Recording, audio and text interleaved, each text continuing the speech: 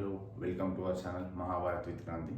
So మనం last వీడియోలో ఈ సహస్రపాదునికి శాప విమోచనం ఎలా కలిగింది, మరియు అదేవిధంగా జన్మేజయుడు ఏదైతే సర్పయాగం చేసిండో దాంట్లో నుండి ఆస్తికుడు సర్పాలను ఎలా కాపాడాడు దాని గురించి చూస్తున్నాం.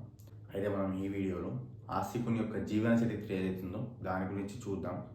ఆస్తికుని యొక్క జీవిత చరిత్ర ఏదైతే ఉంటుందో అది చాలా పవిత్రమైనది, మరియు ఇది విన్నవారికి అన్ని పాపాలు పోతాయి. అదేవిధంగా సర్పభయాలు ఏదైతే ఉంటారో అదన్నీ తొలగిపోవడం జరుగుతుంది అని చెప్పడం జరుగుతుంది. అయితే పూర్వం జరత్కరు అనే ఒక బ్రాహ్మణుడు ఉంటాడు. ఆయన యయాపుర వంశానికి చెందినవాడు. ఇతను సర్వ సుఖభోగాలను వదిలేసి తీర్థయాత్రలు చేసుకుంటూ జీవితం కొనసాగిస్తున్నాడు.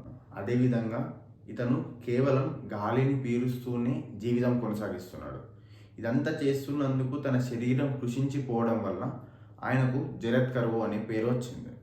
ఇతను అన్నిటిని వదిలేసి కేవలం పరమగతిని పొందాలని వివాహం కూడా చేసుకోవడం. ఇతను అన్ని తీర్థక్షేత్రాలు తిరుగుతూ ఎక్కడైతే సూర్యాస్తమయం అవుతుందో ఆ ఊరిలోనే నిద్రిస్తాడు. అయితే ఒకరోజు అలాగే ఒక ఊరిలో ఒక బావిలో తొంగి చూస్తాడు. అప్పుడు ఇతని యొక్క పూర్వీకులు బావిలో ఉల్టా వేలాడుతూ కనిపిస్తారు. వాళ్ళని చూసి జరత్కరు అసలు మీరెవరు, మీరు ఉల్టా ఎందుకు వేలాడుతున్నారు అని అడగడం జరుగుతుంది. అప్పుడు వాళ్ళు జరత్కరుతోని మేము ఒక్కొక్క గ్రామంలో ఒక్కొక్క రాత్రి ఉండి నెక్స్ట్ డే వేరే విలేజ్కి వెళ్ళిపోతాం, అందుకని మాకు ఏయపుర వంశం అని పేరు వచ్చింది అని అంటారు.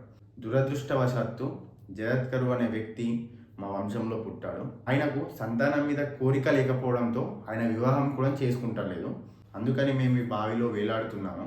ఒకవేళ అతనికి పుత్రుడు కలగకపోతే మేము నరకానికి వెళ్తాము అని చెప్తాడు. దీని తర్వాత జరత్కరుతోని అసలు నీవెవరు, నీవు మా గురించి ఎందుకు అడుగుతున్నావు అని జరత్కరుని అడగడం జరుగుతుంది. అప్పుడు జరత్కరు వారితో, మీరు మా పితరులు, ఇప్పటి వరకు మీరు ఈ జరత్కరువు గురించి అయితే మాట్లాడుతున్నారో ఆ జరత్కరువు నేనే, ఇప్పుడు నేను ఏం చేయాలో మీరే ఆజ్ఞాపించండి అని అంటాడు. దానికి ఆ పితరులు, నీవు మా ఉద్ధారం కోసం అంటే మాకు మంచి లోకాలు ప్రాప్తించాలని వివాహం చేసుకొని సంతానాన్ని ఎన్ని తపస్సులు చేసినా, ఎన్ని దానాలు చేసినా, ఎన్ని యాగాలు చేసినా సంతానం కలిగేవారు పొందే లోకాలను పొందలేరు. సో నీవు మా కోసం సంతానాన్ని కని మమ్మల్ని మంచి లోకాలకు పంపేయని అడగడం జరుగుతుంది. అప్పుడు జరత్కరు, నాకు ఈ సుఖభోగాలపైన కోరిక లేదు, అంటే కోరిక అంటే భార్యను ధనం కోసం కాకుండా, సుఖభోగాల కోసం కాకుండా సంతానం కోసం, అంటే ఎవరైతే ధర్మ కార్యాన్ని నిలబెడతారో అటువంటి సంతానం కోసం స్వీకరించాలి అని చెప్పడం జరుగుతుంది.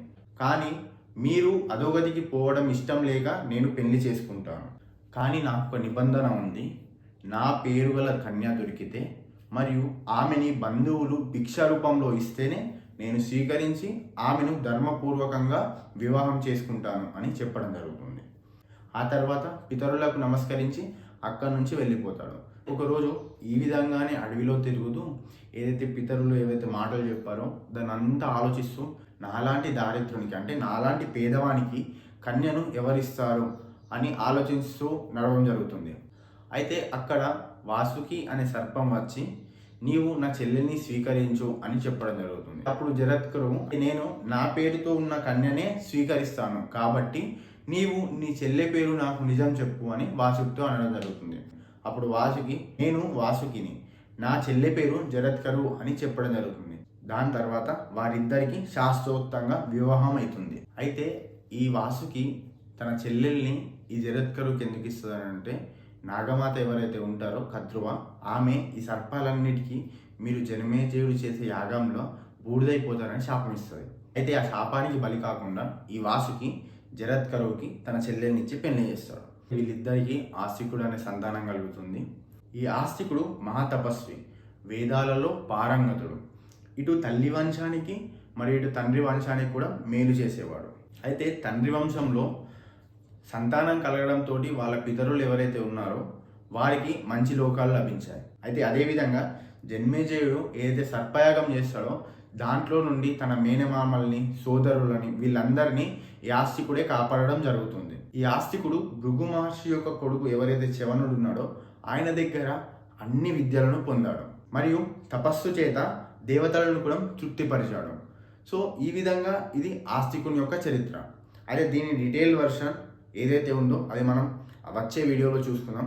అయితే నాగమాత కత్రువ తన సొంత సంతానానికి మీరు జన్మేజయుడు చేసే యాగంలో భస్మమైపోతారని ఎందుకు శపించింది, దీని గురించి మనం నెక్స్ట్ వీడియోలో చూద్దాం. ఒకవేళ మీకు ఈ వీడియో నచ్చినట్టయితే లైక్ చేయండి, ఫ్రెండ్స్ తోటి షేర్ చేయండి, మరియు మన ఛానల్ని సబ్స్క్రైబ్ చేసుకోండి. Thank you.